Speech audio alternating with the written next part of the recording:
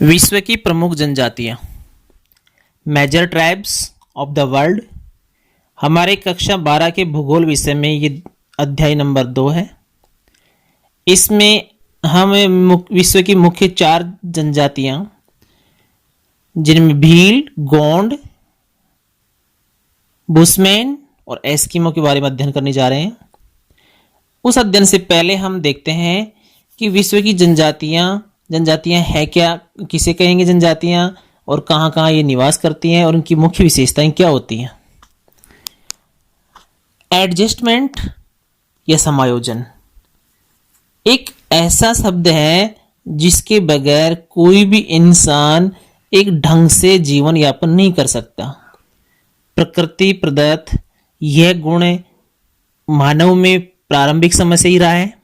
मानव ने समायोजन के द्वारा विश्व के निर्जन स्थानों को भी अपने जीवन जीने के लिए अनुकूल बना लिया है। मानव का इस पृथ्वी पर लाखों वर्षों से निवास है और इतने लंबे समय से निवासरत ये मानव अपने आप को प्राकृतिक वातावरण के साथ एडजस्ट करना सीख गया। धीरे धीरे मानव ने तकनीकी विकास के साथ साथ वातावरण समायोजन में तीव्र गति से परिवर्तन किया। विश्व में हम देखते हैं कि आज भी कई क्षेत्र ऐसे हैं जिनमें कई जनजातियां प्राचीन ढंग से, आदिम ढंग से अपना जीवन यापन कर रही हैं। आधुनिक जो विकास से वो जनजातियां, वो निवासी वहाँ के अछूते हैं, समाज की मुख्य धारा से जुड़े हुए नहीं हैं। उनकी जीवन शैली में विशेष बदलाव अभी भी देखने को नहीं मिला। इस प्रकार की जनजातियां अति शीत प्रदेशों में, जैसे उत्तरी ध्रुव क्षेत्रों में एस्किमो, घने जंगलों में, उष्ण और शुष्क मरुस्थलों में, घास के मैदानों और दुर्गम पहाड़ी क्षेत्रों में निवास करती हैं।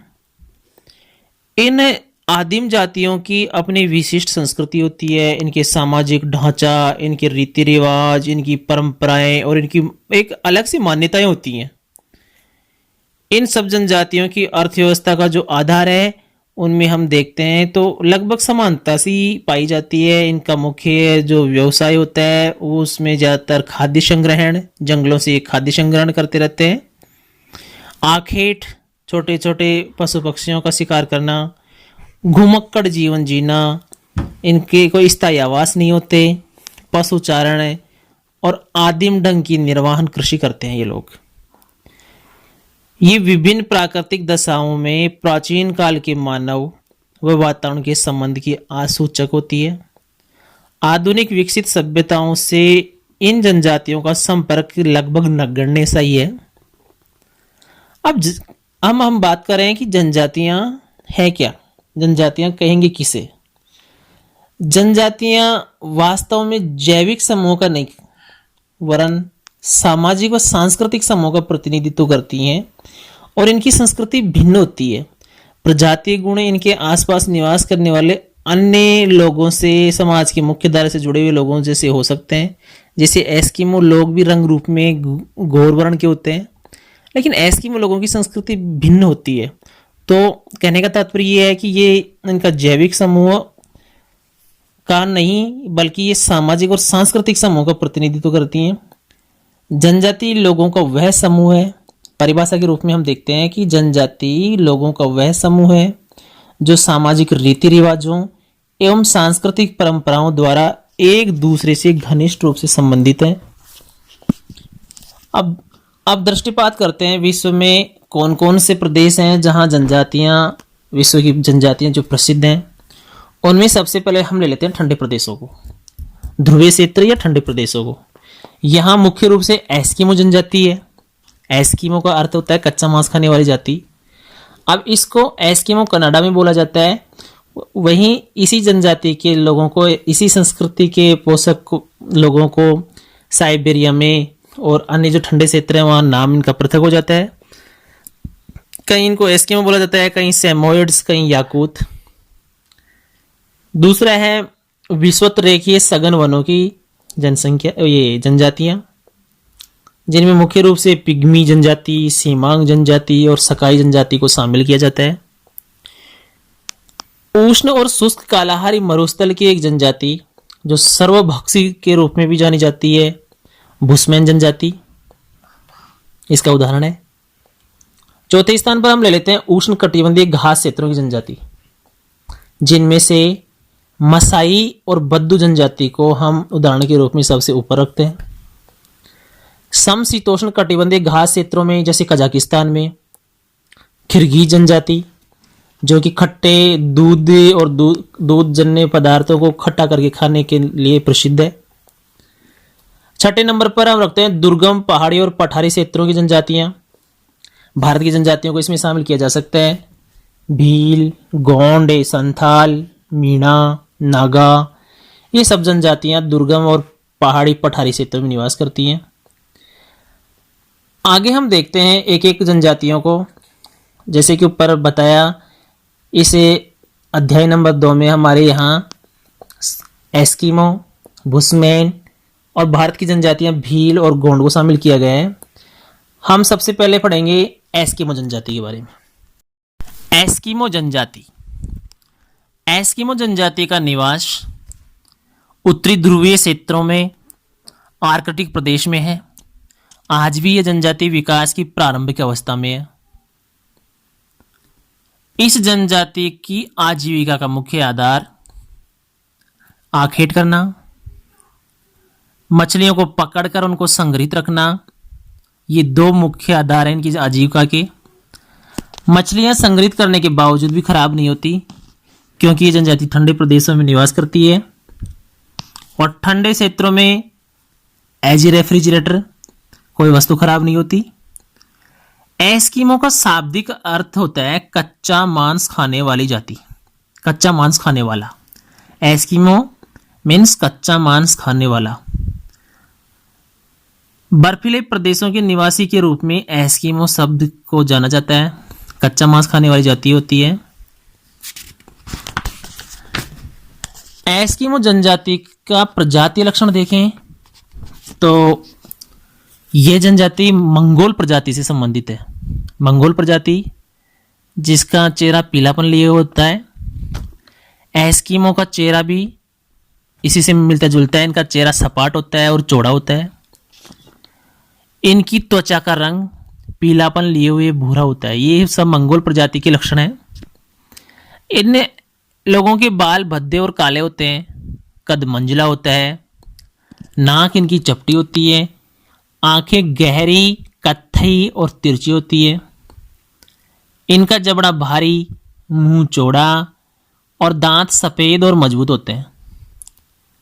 शरीर इनका हृष्ट पुष्ट व पुट्ठे मांसल होते हैं। एस्किमो लोग घोर संकट काल में भी अपने स्थिरता, गंभीरता और विवेक को अडिग बनाए रखते हैं। एस्किमो लोग स्वभाव से बहुत सरल होते हैं और इनकी प्रकृति हंसमुख होती है। ये हंसते रहते हैं, चिंता इनके चेहरे पर छूती भी नहीं। देखा जाए तो एस्किमो लोगों का जीवन एक हमें जिज्ञासा की ओर ले जाता है। अब हम पढ़ते हैं कि एस्किमो लोगों का निवास क्षेत्र है कहाँ। ऊपर हमने पढ़ा भी कि आर्कटिक क्षेत्र में निवास करते हैं। एस्किमो जनजाति प्रारंभ से ही आर्कटिक और टुंड्रा प्रदेशों में तक ही सीमित है। इस क्षेत्र में कनाडा के उत्तर में, उत्तरी अमेरिका के उत्तर पश्चिम में अलास्का से लेकर बेरिंग जल डमरू मध्य तक इनका विस्तार है। ये लोग अलास्का, कनाडा, ग्रीनलैंड और उत्तरी साइबेरिया क्षेत्रों में रहते हैं। विस्तृत टुंड्रा प्रदेश में निवास करने वाले लोगों को अलग अलग नामों से जाना जाता है। जैसे उत्तरी कनाडा और ग्रीनलैंड में इनको हम एस्किमो कहते हैं। स्कैंडिनेविया में इनको लैप्स कहा जाता है और उत्तरी साइबेरिया में इनका नाम बदलकर हो जाता है सेमोइड्स, याकूत, चकची और तुंगना। इस क्षेत्र का जो भौतिक वातावरण होता है वो हम जानते हैं कि आर्कटिक प्रदेश बर्फ से ढके रहते हैं। बर्फीली आंधियाँ चलती हैं। तापमान बहुत कम होता है और यहाँ कम रोशनी होने के कारण कठोर जलवायु में लगभग 10 लाख एस्किमो पिछले 10,000 वर्षों से निवास कर रहे हैं। आर्कटिक प्रदेशों में जाड़े की लंबी लंबी रात होती है और गर्मी होती है जो बहुत छोटी होती है। वार्षिक औसत तापमान यहाँ 0 डिग्री सेल्सियस से भी नीचे चला जाता है। पेड़ यहाँ होते नहीं है, बहुत कम होते हैं, कोई पेड़ तो होते ही नहीं है। पेड़ों के अभाव में यहाँ बर्फ की आंधियाँ चलती रहती हैं। वर्षा होती है जो पानी के रूप में नहीं होती, हिम के रूप में होती है। इतनी कठोर जलवायु के कारण वनस्पति का अभाव पाया जाता है। एस्किमो लोग केवल एस्किमो क्षेत्रों के निवास में ग्रीष्मकाल की अवधि होती है वो बहुत छोटी होती है। उक्त अवधि में शैवाल, काई, लाइकेन आदि रंग बिरंगे फूलों की वनस्पति उगाती है। ध्रुवीय भालू, खरगोश, लैमिंग, कस्तूरी मृगे, कैरीबाऊ जिसको रेंडियर बोला जाता है, लोमड़ी, भेड़िए, कुत्ते आदि आर्कटिक प्रदेशों में एस्किमो के क्षेत्रों के प्रमुख प्राणी जाते हैं। और समुद्रों में यहाँ सील, व्हेल मछली, वालरस को अंग्रेजी में सी लॉयन भी बोलते हैं, ये इस तरह की मछलियां पाई जाती हैं। एस्किमो लोगों का आर्थिक क्रियाकलाप के बिंदु को हम दिखाएं तो पाएंगे कि इनका एकमात्र आर्थिक जीविकोपार्जन का साधन आखेट है। उसका कारण यह है कि आर्कटिक प्रदेश, ठंडे प्रदेश जब बर्फ से ढके रहते हैं तो वहाँ किसी प्रकार की खेती नहीं होती। सिर्फ और सिर्फ आखेट या शिकार करना ही इनके जीविकोपार्जन का एकमात्र साधन है। ये लोग शीतकाल व ग्रीष्मकाल में विभिन्न विधियों से शिकार करते हैं। विधियों के आधार पर हम पाएंगे कि एक तो शीतकालीन आखेट होता है और एक बसंतकालीन आखेट होता है। शीतकालीन आखेट शीत ऋतु में किया जाने वाला आखेट। इस ऋतु में होता है क्या है कि एस्किमो लोग समुद्री तटों के किनारे सील मछली का शिकार करते हैं। जब सील मछली बर्फ में बने हुए छिद्रों से श्वास लेने के लिए बाहर आती है तब एस्किमो द्वारा रखी हड्डी की छड़ हिल जाती है। एस्किमो एक हड्डी की छड़ लगा के रखते हैं छिद्रों में, बड़े बड़े छिद्रों में, बर्फ के छिद्रों में। जैसे ही मछली उधर आएगी, सील मछली, उससे वो हिलेगी। हिलते ही एस्किमो लोगों को अंदाजा हो जाएगा कि नीचे सील मछली आ चुकी है। एस्किमो अपना हथियार उठाते हैं, उस हथियार को हार्पून बोलते हैं। हार्पून से सील मछली का ये शिकार कर लेते हैं। इस विधि को कहा जाता है माऊ पाक। अब यहां हम माऊ पाक का अर्थ समझें तो इसका शाब्दिक अर्थ होता है प्रतीक्षा करना। ये उस मछली की प्रतीक्षा करते हैं कि कब वो आए, कब संकेत मिले, कब हम उसका शिकार करें। इसलिए माऊ पाक विधि का अर्थ होता है, माऊ पाक का शाब्दिक होता है शिकार करना, वो प्रतीक्षा करना। एक दूसरी विधि होती है इनकी इतुर पाक। शीतकालीन आखेट में माऊ पाक और दूसरी विधि होती है इतुर पाक। इतुर पाक में ये लोग शिकार करने के लिए 2 छिद्र बनाते हैं। एक छिद्र में एक व्यक्ति सील को बेला फुसलाकर बुलाने के लिए चारा डालता रहता है और दूसरे छिद्र में दूसरा व्यक्ति संकेत मिलते ही हारपून से उस सील मछली का शिकार कर लेता है। सील मछली न केवल भोजन प्रदान करती है एस्किमो को, वरन इनको जलाने के लिए ईंधन भी देती है। सील मछली इनके लिए बहु उपयोगी जीव है। सील की चर्बी अन्य जीवों की चर्बी की तुलना में तुरंत और अधिक देर तक जलती है और ताप भी अधिक होता है। इस तरह से इनका सील मछली के शिकार से लगे हाथ 2-3 फायदे हो जाते हैं। शीतकालीन आखेट के बाद में बसंत काल में ये आखेट किस तरह से करते हैं? बसंतकालीन आखेट को उत्तोक कहा जाता है। शीतकालीन आखेट में हमने पढ़ा था माऊ पाक और इतुर पाक, वैसे ही बसंतकालीन आखेट का जो आखेट होता है उसका नाम उत्तोक है। बसंत काल में यानी कि मार्च में सील मछलियां श्वास लेने हेतु बाहर आकर धूप सेकने लगती हैं, तब उनका शिकार किया जाता है। एस्किमो लोग शिकार के लिए कुत्तों की मदद लेते हैं। इस ऋतु में, बसंतकालीन ऋतु में, चमड़े से बनी नाव को परिवहन के लिए काम में लेते हैं। इस चमड़े से बनी नाव को ये लोग कयाक कहते हैं। ग्रीष्म काल में एस्किमो लोग बारहसिंगा यानी कैरिबो, बारहसिंगा या कैरिबो का धनुष बाण से शिकार करते हैं। खरगोश, बतख व चिड़ियों का शिकार ये लोग हल्के भाले से फेंक कर करते हैं। बड़े भाले को हार्पून कहते हैं, जिससे सील मछली का शिकार करते हैं।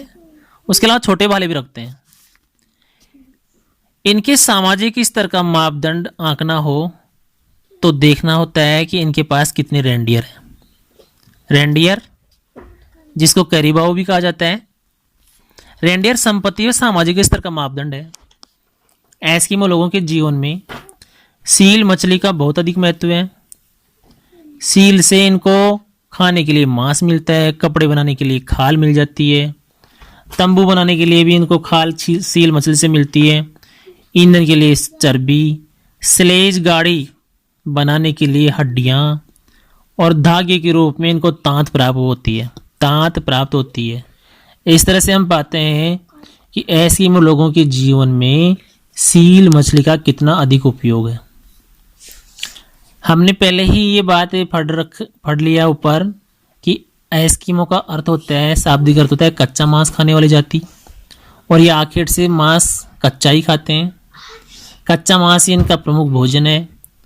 भोजन का जो स्रोत है, मांस इनको प्राप्त होता है, वो सील मछली से, व्हेल मछली से और सीलॉइन मछली से। सीलॉइन यानी वॉलरस भी कहते हैं इसको। छोटी मछलियों व स्थलीय जीव जंतुओं से भी इनको भोजन प्राप्त होता है। एस्किमो लोगों के वस्त्र मुख्यतः कैरिबो या बारहसिंगे की खाल से बने होते हैं। यह सील मछली की खाल की अपेक्षा अधिक गर्म और हल्के होते हैं। ध्रुवीय भालू के समूर से भी वस्त्र बनाते हैं। समूर ऊन जैसा होता है, ऊन। वस्त्र बनाने का कार्य प्राय स्त्रियां ही करती हैं।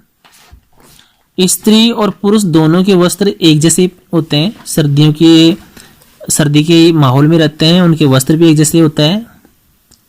एस्किमो लोग जर्सी नुमा बाँदार वस्त्र पहनते हैं, जिनको तिमिया कहते हैं। तिमिया के ऊपर पहने जाने वाले कपड़े को अनोहाक कहते हैं। सील की खाल से बने जूतों को एक कार्मिक या मुकलुक्स कहते हैं। कार्मिक या मुकलुक्स सील की खाल से बने जूते। अनोहाक तिमिया के ऊपर पहने जाने वाला कपड़ा, और तिमियाक जर्सी नुमा बाँदार वस्त्र। निवास गृह, एस्किमो लोगों का निवास गृह इनके मकान बर्फ, पत्थर, हड्डियों और खालों से बने होते हैं। और शीतकाल में इन बर्फ के बने मकानों को इग्लू कहा जाता है। 5-6 फीट भूमिगत और 2-3 फीट ऊपर उठे लकड़ी और व्हेल की हड्डियों के ढांचे से बने मकान को कर्मक कहते हैं। तो इस प्रकार हम देखते हैं कि एस्किमो के मकानों के नाम इग्लू और कर्मक। कर्मक का प्रवेश द्वार एक भूमिगत सुरंग से जुड़ा होता है। ग्रीष्म काल में शिकार के दौरान ये लोग अस्थायी तंबू भी लगा लेते हैं। इनके यंत्र और उपकरण, उमियाक, बड़ी नाव, उसको उमियाक कहते हैं, जिससे व्हेल मछली का शिकार करते हैं। उस नाव में बैठकर ये व्हेल मछली का शिकार करते हैं, उमियाक। कयाक भी नाव होती है, लेकिन ये नाव चमड़े से बनी होती है, जो 5 मीटर लंबी और 1.5 मीटर तक चौड़ी होती है। कयाक और उमियाक इनकी नाव होती है। तीसरा इनका उपकरण है हार्पून। हार्पून सील मछलियों के शिकार के लिए प्रयुक्त एक भाला नुमा हथियार होता है, जो रस्सी से बंधा होता है, और इसकी लंबाई होती है 1.2 से लेकर 1.5 मीटर तक।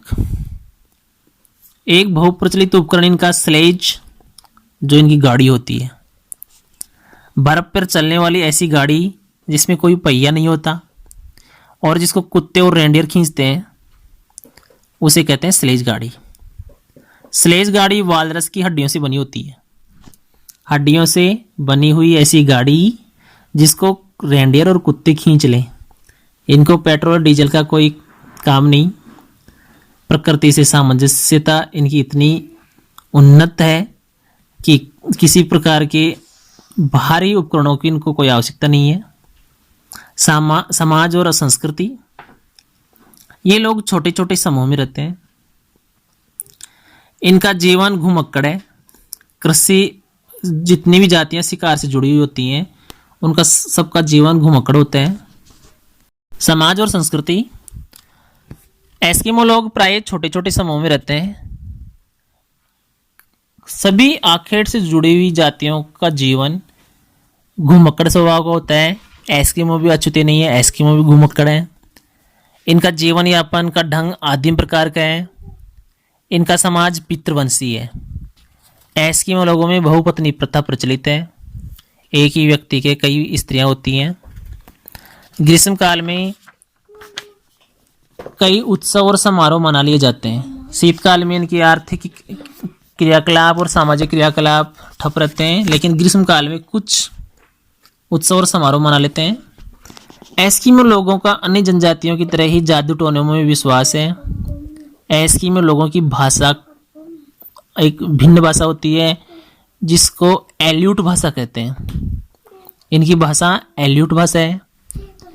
कठोर शीत ऋतु में भोजन की कमी होने पर, ये एक इनके जीवन का एक दुखदायक विषय है कि जब भोजन की कमी हो जाती है तो ऐसे समय में इनका जो बूढ़ा व्यक्ति होता है और अशक्त व्यक्ति होता है, वो उस बर्फ में लंबे समय तक चलता रहता है अपने परिवार की मोह माया को छोड़कर, और तब तक चलता रहता है जब तक वो निडाल होकर गिर नहीं जाता और उस बर्फ में वो आदमी अपने प्राण नहीं त्याग देता। ये परंपरा इनमें देखने को मिलती है ताकि अपने नवजात और छोटे बच्चों और युवा लोगों को बचा सके। इनके वृद्ध आत्महत्या कर लेते हैं। इनके जीवन का एक कठोर और एक डार्क पक्ष है ये। वातावरण समायोजन, एस्किमो जनजाति में वातावरण समायोजन की दक्षता अपने आप में एक अनूठा उदाहरण है। एस्किमो लोग हिम का ही प्रयोग करते हैं और उसी हिम के प्रयोग से ही अपना निवास यानी इग्लू बना लेते हैं।